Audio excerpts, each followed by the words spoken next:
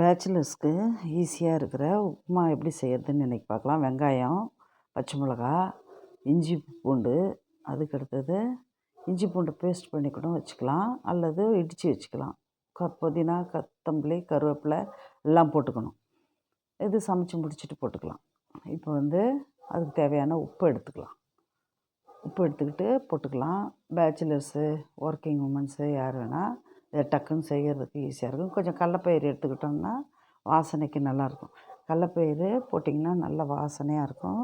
அதனால் கடலப்பயிறு உப்புமாவுக்கு செய்கிற அளவுக்கு தேவையான அளவு 1 ஸ்பூன் அளவு போட்டுக்கலாம். நான் இப்போ செய்ய போகிறது ஒரு 4 பேர் சாப்பிட்ற மாதிரி உப்புமா இருக்கும். அதை பார்க்கலாம். முதல்ல அடுப்பில் வாணலை வச்சுக்கணும். நல்லா அடுப்பில் வாணலை வச்சு நல்லா காய விடணும். நல்லா சட்டி காயணும். காய்ஞ்ச பிறகு அதில் எண்ணெயை நல்லா ஊற்றிக்கலாம். எண்ணெயை ஊற்றிக்கிட்டு மல்லாட்ட எண்ணெய் அந்த மாதிரி இல்லாட்டி ரீஃபைண்ட் ஆயில் எது இருக்குதோ எண்ணெயை ஊற்றிக்கலாம். எண்ணெயை ஊற்றிக்கிட்டு எண்ணெய் நல்லா காயணும்.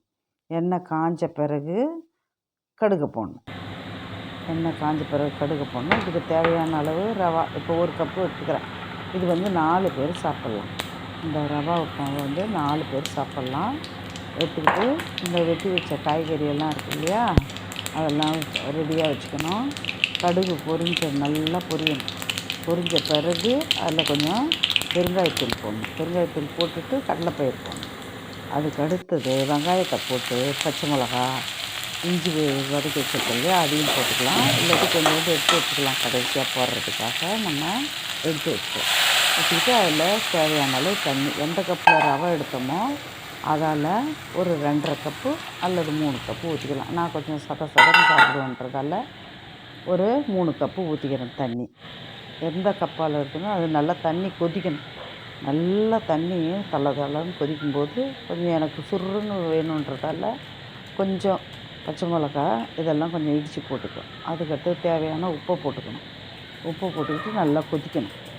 நல்லா தளபுலன்னு கொதிக்கணும்.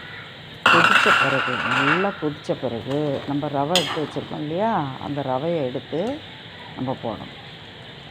ரவை நல்லா அப்படியே ஒரு சாரல் மழை போல் அப்படியே சலன்னு போடணும். அப்படியே கிண்டி விட்டுக்கிட்டு போடணும்.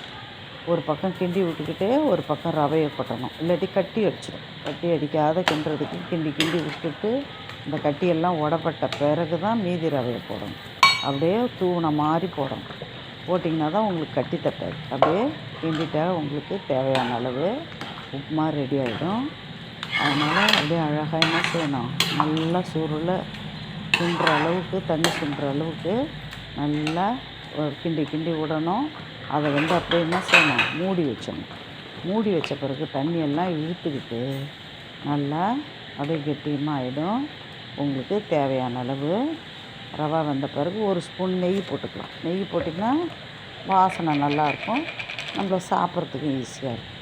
இந்த ரவை உப்புமாவுக்கு சட்னி தொட்டு சாப்பிட்லாம், அல்லது சர்க்கரை தொட்டு கூட சாப்பிட்லாம்.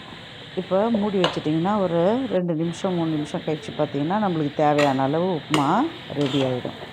அதை நல்லா கிண்டி விட்டு அழகாக கருவேப்பிலை, கொத்தமல்லி மீதி இருந்ததுன்னா அதில் நல்லா தூவி விட்டு அழகாக நம்ம என்ன செய்யலாம், நல்லா தட்டில் வச்சு சாப்பிட வேண்டியது தான். நல்லா சுவையான சட்னி வச்சுக்கிட்டு சாப்பிட வேண்டியது. உப்புமா ரெடி. சாப்பிட்லாமா? டேஸ்டான உப்புமா. யாருக்கும் பிடிக்காது, ஆனாலும் நம்ம அவசரத்துக்கு செய்ய வேண்டியது.